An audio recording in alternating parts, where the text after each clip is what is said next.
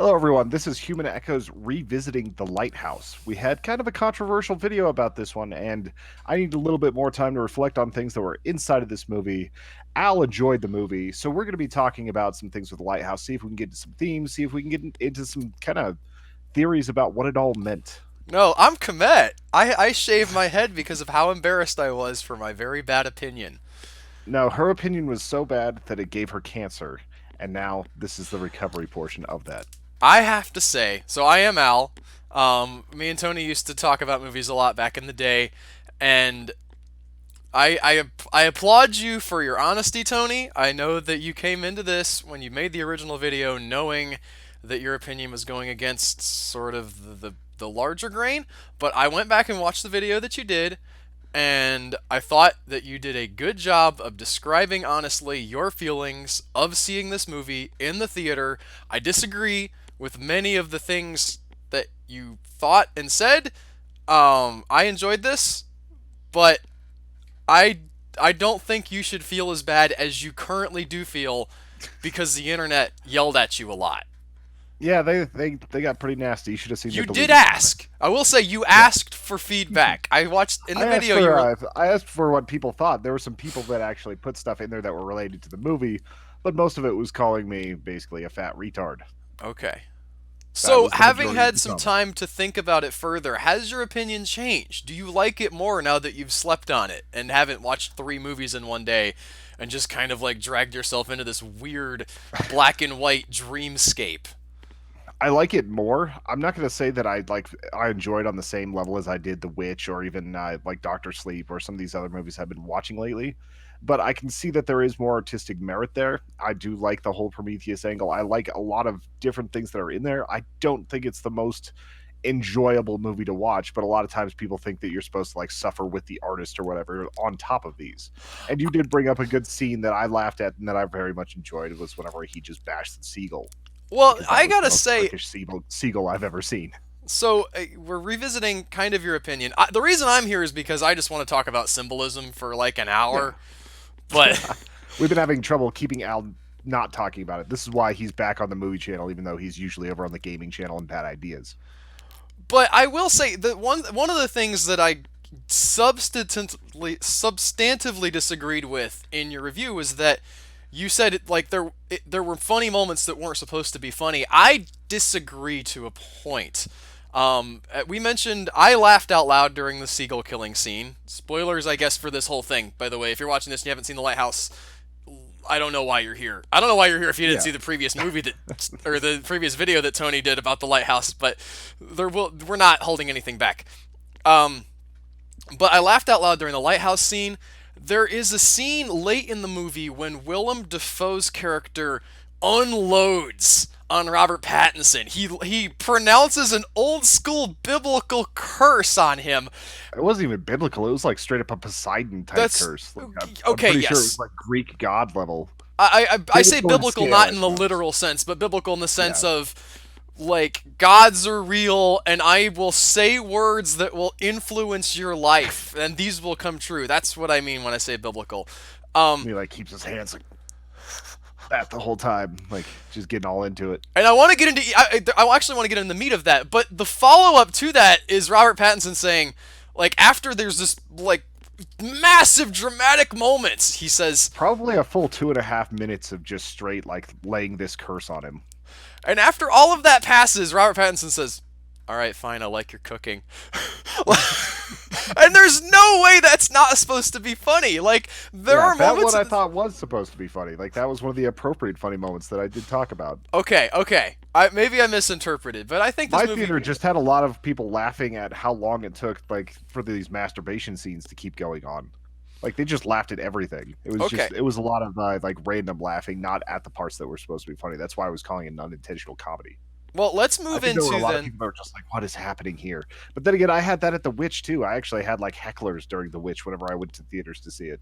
I'm very thankful for nice theater going audiences in a lot of the movies that I go to. I hear a lot of Yeah, complaints. most of mine are good. The worst we had was a really really drunk lady during Midsummer.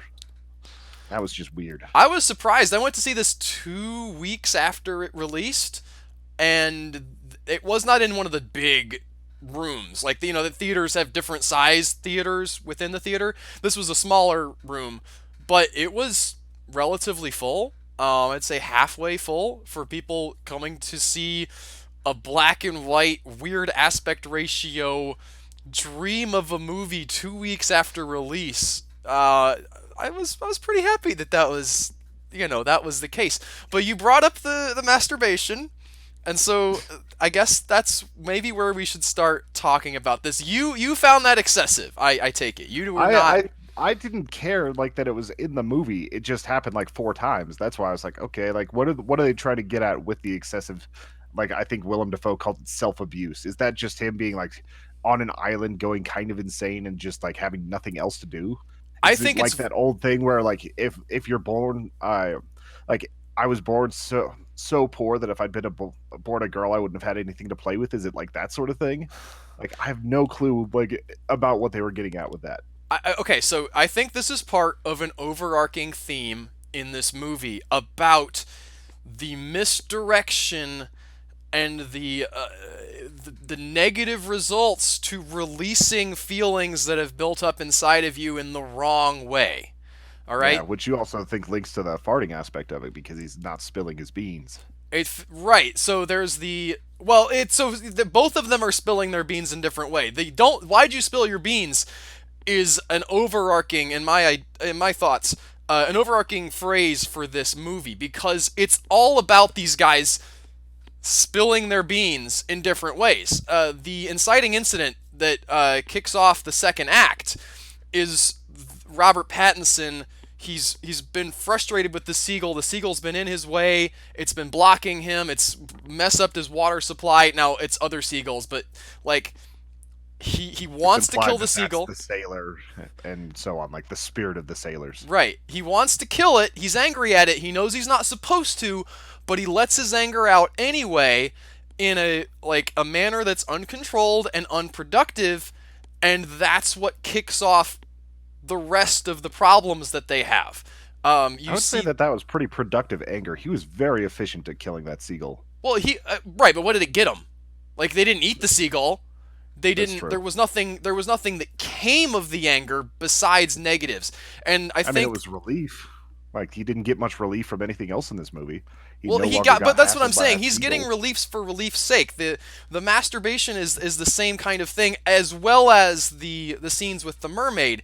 None of these are productive sexual encounters. They don't build a relationship. They don't produce a child. There's nothing to them beyond just, well, I have this pent up need to release something and I've released it.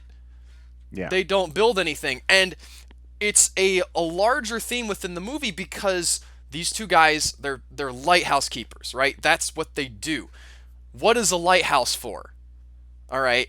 for It's guiding people. it's supposed to guide people, right? The light is there for other people. It is there for ships to avoid crashing on the rocks. But both of these people are obsessed with the light for their own use. There is no sense of beyond this island there is a world that I must protect by keeping the light going. They're obsessed with the light for themselves. And I think that ultimately wraps up the whole one of the themes of the movie. There's a lot of themes, and I won't say that I have everything fully figured out, or even that you could fully figure out everything. This is a very, very symbolic movie. There Yeah, is well, very Robert little. Eggers is always like kind of obsessive about folklore, about like trying to make sure that like there's just as much detail work as possible inside of these. So Well, yeah, I and can see he's them like going into even far Jungian deeper than what we would have psychology in done. both of his movies. I was reading some interviews before we started about that, where he's very much like, I'm going to study Jung and these archetypes and things that are within the subconscious. And I think that if you are looking for these two people are real people on a real island kind of story, you are probably going to leave disappointed because this is 90% dream, if not more than 90%. Yeah, Um, it's like we might have had the only 4 seconds of reality at the very end of the movie. Maybe, but that's definitely, again, That's a there's different there's no interpretation. reality. All Yeah. right, it's a movie to start with, and secondly, the end is definitely a reference to like Prometheus and stealing the fire from the gods, and so you have these two characters. There's a lot of ways you can interpret them. The first one that came to me as I was watching it was that they are essentially the same person. All right, now again, let's not worry about literalism. If you need a literal explanation, time travel-y weirdness on the island because of Lovecraftian bending of space-time. Okay, if that's your bag, but that's not the point. The point is that they both are different aspects of the same consciousness. Okay, in the dream logic, that's what these two are, and so you have the one sort of more base version of the conscience, right? The Robert Pattinson character, he comes to the island and he has his book, and it's a book of rules, and he has to keep up with all of the sort of boring, menial, earthy type tasks around the island. And then he's contrasted by Willem Dafoe's character, who is the father figure. That's another interpretation you can take as sort of a father-son thing, where he has said, I'm the one who is only going to look into the light, and there's also the competition for the light, right? So that's again, it's not like you can take this and be like, this means this every single time, 1-to-1 ratio, because that's boring. All right, that's not the kind of Yeah. filmmaking I want to see as far as Well, symbolism goes.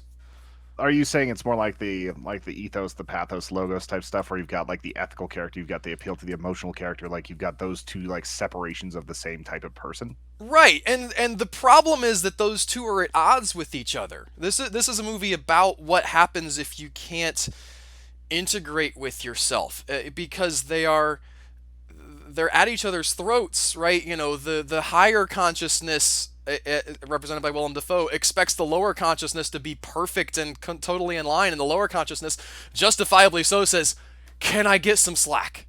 I mean, I'm working as hard as I can." And I mean, there's a real, we actually see this in our real lives. If you're like trying to diet or something, and you set a goal for you of like, I'm not going to eat no potato chips. Well, then there's potato chips in front of you, and some part of you says, yay, and eats the potato chip, and then you're like, why'd you do that? You suck! Why are you eating potato chips? But And if you're anything like me, you're like, well, today is ruined. Now I have to eat the entire bowl of potato chips and have to restart the diet in the morning because I'm weak like that. so there's that conflict, and I to support this, I would like to point out that the both men's real names are Thomas, and I went and did some research on this. Thomas means twin. Hmm. I did not And know that. the elder Thomas says his last name is Wick, which is an obvious alias because they're both John wikis. They're Wick's great grandpa.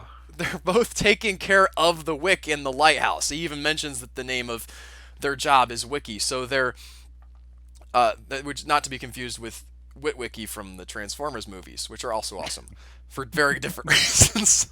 So That's where different. you're going to get some hate comic or comments on this one. They're going to be like, "You liked this and Transformers? What's wrong with you?" I like some Transformers movies. Not the last one, not the second one, not the fifth one. Anyway, Bumblebee was real good. Um, but there's this dichotomy of them.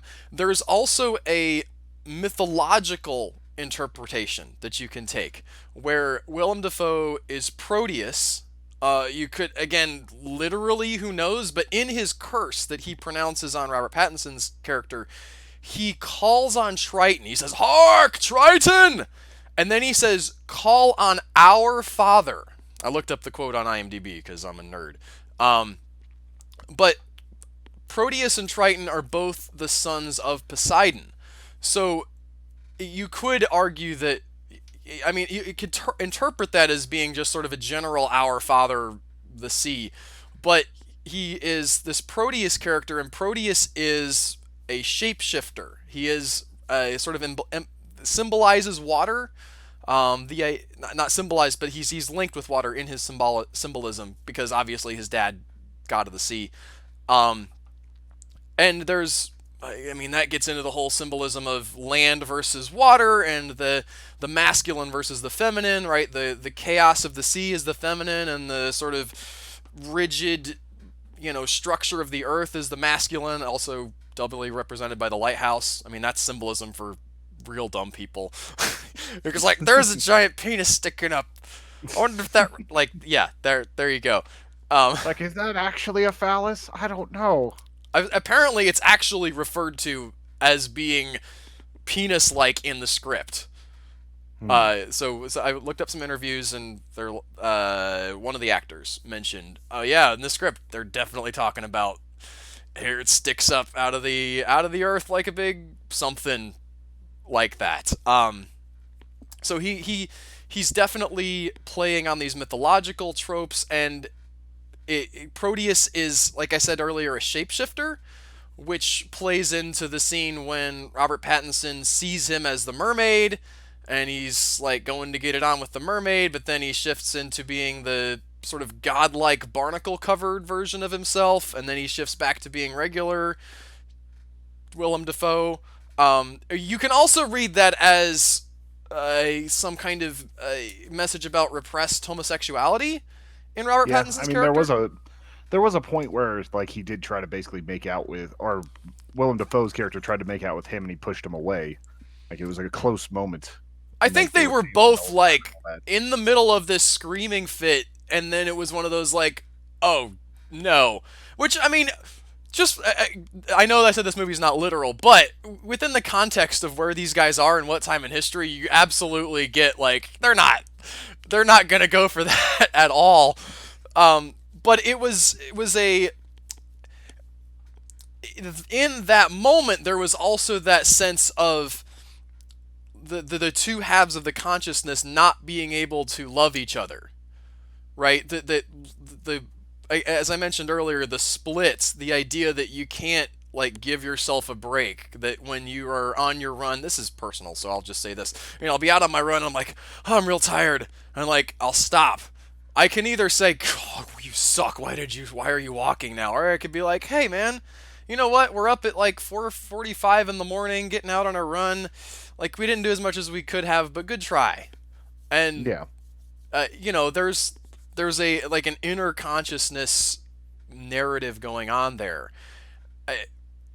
But beyond all of that, I will say that that does not make this a good movie, and it yeah, doesn't mean you should enjoy this movie. I will say that beyond all of the symbolism, I just found this movie pretty engaging. I went into it with your opinion in mind, knowing that you did not like it and that you felt like it was kind of boring. And I've seen other people express that opinion, and that's fine. But once that bird killing scene kicked off, I was in it. I was like, okay, let's see what happens. And part of that was my brain like feeling that the symbolic stuff kick into gear, and saying, just trying to decode it as things was happening, and like running the machine as much as I could of like, oh, where does this go? What does that mean? Uh, yeah. but And the thing is, I could feel some of that happening, but I think I was just honestly too fatigued, like to be able to really get into it like I usually do, because I'm always trying to figure out, especially if there's like Jungian psychology stuff happening, like if you're watching Us or any of those other movies, like I'm always trying to process that. And for anybody who saw me looking down a few minutes ago, is because I was trying to find a very specific art piece, like Hypnose by Sasha Schneider, which is the one that is like a really weird little vignette that happens in the middle of the film, like whenever he does like the light beam type thing. yes, And it's I was just interestingly trying to remember reversed what that though. The was. Willem Dafoe Yeah, character is naked, and the light's coming out of his eyes, whereas in the Hypnos painting, the recipient of the light is naked. I don't know what that yeah, means, because I yeah. haven't had enough time to think about it, and I'm dumb a little bit. Yeah, I've with whenever it comes to like art history and so on, I have a harder time like figuring out like the meaning of a painting just by looking at it. Whenever it's something a little bit more abstract, I like Zadislav Beksitzky and a bunch of other people, but those are very much like a direct. This is what you're looking at. It's a cool looking hellscape. I'm worse at picking up like all of the symbolism inside of a painting than I am inside of a movie and so on. And I was just wanting to know if you had looked into any more of that particular scene, or if that was just like Eggers having a quick indulgence into like his art history background. Yeah, there's so much here, like layers. I think that Eggers put a lot in intentionally. That one's obviously like, here's a painting recreated that I like. But I think that if it's a real piece of art that's created, and I'm going to get foofy here, okay? So you guys can check Okay. out if you want. But if you're like listening to the muse, there are going to be things that come out of that that you as a creator don't fully understand. But if the muse is doing her job, they are deeper than something that you could create if you were just thinking, I will make a symbolism. Here is a thing, but it means another thing. Like that, I mentioned this earlier, but that kind of art where and it's the kind of art that's criticized. It's like the film school pretentiousness of, I've heard people decode these kinds of movies, so I will make a movie where this means this and this means this, and yet you haven't given it its own life. It's just a dead one-to-one. This is this and this is this, and Yeah, it's I just a hard reference to something instead of an actual like piece of art for it. right. And I got the sense with this one that you could come at it from a lot of different directions and come away with a lot of valid interpretation. Every interpretation isn't valid, okay? Robert Pattinson doesn't represent celery. All right, if that's your interpretation, that one's wrong. Okay, I mean, if but somebody in the comments wants to try to convince us of that, I'm fully down to listen to that. But I don't think you're going to find many people agreeing. you see what I was there. It's if it's a true piece of art that comes out of the soul and is meant to evoke something of the dreamlike quality of consciousness and experience and things like that, there will be many ways to approach it validly, both historically with talking about Proteus and Prometheus and these these other types of works that were ultimately trying to express the inner self and the way it meets with the outer world, and with sort of psychological understandings of today. All of that stuff should work pretty well with a movie like this, but you have to at a certain point leave behind your literal brain. It's fine to live in a literal world to a degree, but I think if I don't want to disparage people for not liking the movie. It's fine, but I think that there is a lack of symbolic thinking in our culture today.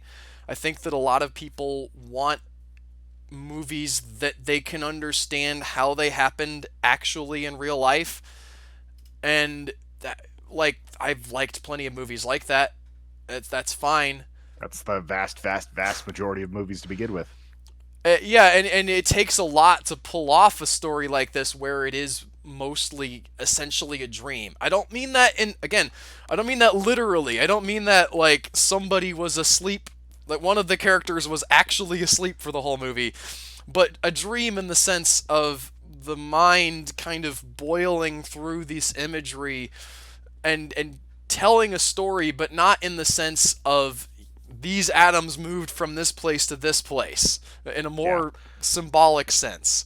And Well, it, as we're on the dream subject for a quick second, like that's actually a lot of what it felt like whenever you saw, like, especially the tentacles in that higher form you were talking coming out. Because so many times in dreams, it's like I'm seeing things that are just like a little bit off, like the eye, like in the periphery, that don't fully make sense with what's happening. But then, like whenever you focus back in, everything's back to normal. Like, and that's kind of what it felt like whenever they were filming this. It had so many dreamlike qualities to it. yeah, I definitely agree, and that may not be for everyone. Again, I'm not trying to be mean to say not. I wish that there was more of that kind You of thinking like you in. said nothing here at all that's been mean.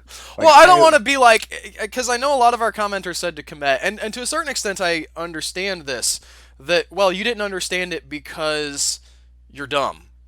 All right, and I think that there are people who will not understand this movie because they don't have the prior like framework to understand it. That's not stupidity. It is, and I'm going to use this word and I don't mean it in the way that most people take it, but it's ignorance. It's ignorance in the sense that everybody doesn't know everything, right? Everybody has a thing that they don't know. Everybody has a lot of things that they don't know. But if you are coming to this film without that sense of prior work, if you're not, I mean, you don't have to know everything about the mythology, But there are more depths to this if you have some prior understanding and some prior experience with symbolic understanding of stories, which I always think that I got a little bit of a leg up on that because I'm, like in church a lot, and 90% of what you do in church is like look at a thing in the Bible and then say, okay, well, like, yeah, here's what happened, but then this is what it means. This person represents this, and this is the, so you get a lot of practice on that if you're a weird church person like me, and this movie has that quality of, everything isn't just what it is, but it's something more. It has layers of meaning that you can dig into, and that's what I Yeah. enjoyed about this film. And I usually enjoy it whenever there's like a higher literal thing that has the symbology attached to it, so that it's more like you're on like a more coherent ride. And I think whenever I finally get to do a second watch through of this movie, whenever it comes out, I don't think I'm going back to a theater for it, but it's at the Alamo. I might, who knows? Like, I feel like I'm going to enjoy it a little bit more because I'm going to be in the right mindset to try and dig deeper for this. We Okay. watched 3 movies before this and made 3 videos before this, and it was the wrong time. It's like whenever you try to read a very complex book before going to bed after like being up for 20 hours and doing an extra live stream or something like that. You're just not picking up the things and not making the connections that you should. Because we've covered a lot of movies on this channel, a lot of heavy movies, a lot of simple movies, a lot of asylum movies. Like, we've covered everything. And Yes, like that's the we other thing that you can hate me for liking. It's just Yeah, but terrible. I love. you like them in the perverse sense, not like, I know you have fun with them, but you don't take them like as seriously. Like, for a long time I hated them because I took them seriously. Oh, And I okay. thought, "Oh god, these poor actors, and they're just making bad movies and they don't know how to make better movies." It's like, no, they're tapped into a flavor. They're going to make their flavor because there's people out there that like that really weird ice cream style flavor out there. I So mean, there's it's some there you can be cynical a little bit. Like there are yeah, a little bit. definitely, you know, Well, they're also doing what they can for what their budget allows, and they're having fun with it. That's fine. That's a type of movie. It's far from this one, although I think the budgets might be kind of similar. I bet this was less than $5 to $10 million. Like, I'd guess about 5, just from I don't. looking I at it. haven't looked it up, but I know Robert Eggers said, I want like in his plans for this movie. He said, I read this in an interview. He said, I wanted to have something that really nobody could say no to. I mean, especially after you just made The Witch. It's like it's two guys, it's one location, it's not expensive. So can I do it? And you're gonna find somebody who's willing to pony up $5 or $10 million for Robert Eggers I'm because sure he has. A24 was just waiting for Robert Eggers to come with his next movie. They didn't care what it was going to I be, don't know if they but produce. I don't know if I thought yeah, that's A24 true. was They more might of. just be the publishing. Yeah, I thought they just picked up like, here's a weird thing. I guess people will like this. It comes at night. It never comes at night, but we're gonna. Well, you guys Yeah, can there were hate some me people for that were my saying that we opinion on that probably one. hated It Comes at Night too, and but I did. unfortunately, yeah, it happens. But I'm trying to think if there's anything else. Was there anything else that really stood out to you in this film? I will. I alluded to it a little bit earlier, but I actually really did enjoy the actual character interplay between Pattinson and Defoe. That scene where Defoe is insulted because Pattinson didn't like his cooking, like it leads into this big curse thing, right? But before he goes bombastic, his feeling about not having his cooking liked was so real. It was such a legitimate like hurt puppy dog. It's Yeah. it's almost. I mean, it is funny that that escalates into like this massive, again, like earth changing curse. But for one thing, I didn't think that transition was a problem. I thought that it worked for what the movie was. Well, But it. as far as that goes, I thought it was fine to have him lose it over that, because they're two dudes on an island and they only have each other for company, and they've been drinking and they've been doing all that, and it's like there's just tension there. It's like I could see something like not liking the cooking taken way too personally and causing an outburst like that. Like, even if it wasn't a movie about a descent into insanity, I could see somebody having a huge blow up over that. And you can understand the pressure they're under too. I really felt it when they get to, like, they're standing on the rock and they're waiting for the ship to come and pick them up, and the ship doesn't come. It was so disappointing. Like, I was like, oh, I knew it was gonna happen because I'm not stupid. I understand how stories work, but I'm like, man, I really wish that ship would have come and picked him up because they made it. Like, they made it the full fortnight, or the full, 30 days, not a fortnight. The fortnight was the last half because they. No, Fortnite's a video game. But and that was really effective just in the context of the original story of they're like, okay, we know how long we have to be here, and we know Willem Dafoe says early on we'll be okay for the first couple nights. The second for the last 2 weeks are where things really get nuts. We're probably going to be annoyed with each other by then, but we can make it through that. And so you get the sense that they're kind of on the edge of hating each other, but they've made it through. They've like finally these 2 weeks are up, and they like go to wait for the ship, and the ship doesn't come, and it's like that feeling of expectation. I'm trying to think of a specific example, but everybody's had that moment where you think you're almost done with something. You had it with the movie. I remember you talked about it in the review where you thought it was going to be like an hour and 12 minutes, and then it was 2 hours long. Yeah, and we found out what happened with that. It was because Joe said, "Oh, it's 115 minutes," and I heard an hour and 15 minutes in a meeting. Yeah. So that was what happened. Brains. It was dumb. It was real dumb. Brains are dumb. It's okay. Yeah. But like you really feel for them in that moment, and the all of those scenes where, like it just worked for me when Willem Dafoe says you've tried to leave the island like 5 times now, and for us, like, we're in Robert Pattinson's head where it looks like, oh, this is the first time. And Willem Dafoe's like, what is wrong with you, dude? You just keep trying to leave, and you feel, for me anyway, I felt the gut punch of like, oh, what's going on? Why can't I remember this? And then the moment when Willem Dafoe disappears and says, why'd you spill your beans? Well, it was so creepy to me. And he's just gotten done.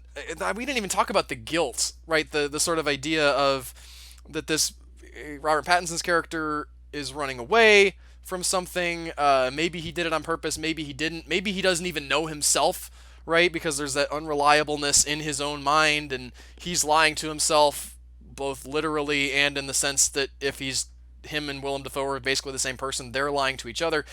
But like he finally gets all that off of his chest, and it's exactly the horror that he thought it was gonna be. There's no relief there. He doesn't get to confess to anybody. It's just oh man, ah. So those are like, that's not stuff that I can say specifically. Like, here's a symbol for what this means, but it just like every single one of those moments hit me like a jackhammer. It worked in the context. I was fully ready to be bored. I went in not with the understanding that some people hadn't loved it, that you didn't love it, and you're not the only person with that opinion. It's definitely. I think the only person that's doubled down is like Kometa's definitely doubled down on her hate for this movie just because people have been so mean to her, and also because she just hated the movie, which is fine. That's like just a difference in opinion. Listen, I respect Komet for sticking to her opinion. Yes. I don't agree with some of the stuff that she said in the past too. You're one of like 3 people on the planet that hated Deus Ex Machina. It happens. I didn't hate. Well, I don't hate it anymore. I don't love it still, but it's a weird. I didn't get in the train with that one. So yeah. Oh, I think that one like you locked in on something that was a little bit like unrelated to the movie, and then like I finally figured out what you were talking about like 2 years afterwards, and finally found a counter to I that don't want to argument. dig up my Deus Ex Machina thoughts. We're not gonna go there, but we're just saying like there's been a lot of movies where people like almost universally loved it, and then like you've had that opinion. You've been a little bit contrarian in the past. This was my turn to be the contrarian, apparently. So. Well, it's also true that just because you get a big Rotten Tomato score doesn't mean that it's a great movie. It means generally it means it's. And I was slightly right on that. It did drop over 25% as soon as it got to general audiences. It dropped down to a 70 from a 95 on critical or on normal reviews, not critical reviews. It did, but the general audience reaction, I went and looked at this, has not been overwhelmingly negative. There are Yeah. some of the people, the normal everyday schmoes, who really don't care about all this symbolism crap, that came on. They were like, I didn't like it. One star. Yeah. And then there have also been, I don't know what kind of people they are, Tony, but they went. I would call them film hobbyists, most likely.